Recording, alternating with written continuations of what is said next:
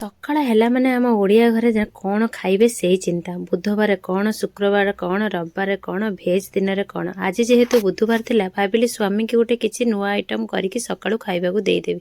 ସେଥିପାଇଁ ଘରେ ଅଣ୍ଡା 4ଟା ଥିଲା। କହିଲି କ'ଣ କରିବି। ଫ୍ରିଜ୍ରେ ବି ଦେଖିଲି ଥିଲା ଆମର ବ୍ରେଡ଼୍ ଆଉ ଅଣ୍ଡା ଆମଲେଟ୍ କରିଦେବି ବୋଲି ଭାବିଲି। ଏଇଟା ରୋଷ୍ଟେଡ଼୍ ଭଳିଆ ନ କରିକି ଭାବିଲି ଟିକେ କିଛି ଡିଫରେଣ୍ଟ ଷ୍ଟାଇଲ୍ର କରିବି। ଡିଫରେଣ୍ଟ ଷ୍ଟାଇଲ୍ର କରିବାକୁ ସିନା ଟ୍ରାଏ କରିଥିଲି, କିନ୍ତୁ ଟ୍ରାଏ କରିବା ସମୟ ଏମିତି ହେଇଥିଲା ଆପଣମାନେ କେବେ ବିଶ୍ୱାସ କରିପାରିବେନି କ'ଣ ମୁଁ ଅସୁବିଧାର ସମ୍ମୁଖୀନ ହେଲି।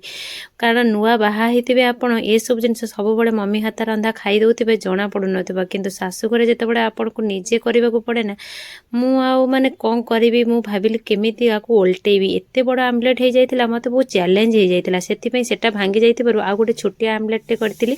କଲା ସାଙ୍ଗେ ଏଇଟାକୁ ବି ଓଲଟେଇବାକୁ ଚେଷ୍ଟା କରିଥିଲି, କିନ୍ତୁ ତଥାପି ମୋର ଭାଙ୍ଗି ଯାଇଥିଲା। ଆଉ କ'ଣ କରିବି, ଫାଇନାଲି ସେମିତି ଆଣିକି ହଜବେଣ୍ଡକୁ ଦେଇ ଦେଇଥିଲି। ଆଉ ମୋ ହଜବେଣ୍ଡ ତ ଗୋଟିଏରେ ଗୋଟେ, ସେ କହିବେ ନା ବହୁତ ସୁନ୍ଦର ହେଇଛି। ଏମିତି ମଣିଷଟେ ମୁଁ ଦୁନିଆରେ ପାଇଛି। ଭିଡ଼ିଓଟି ଭଲ ଲାଗିଲେ ଲାଇକ୍, କମେଣ୍ଟ, ସେୟାର କରିବାକୁ ଭୁଲି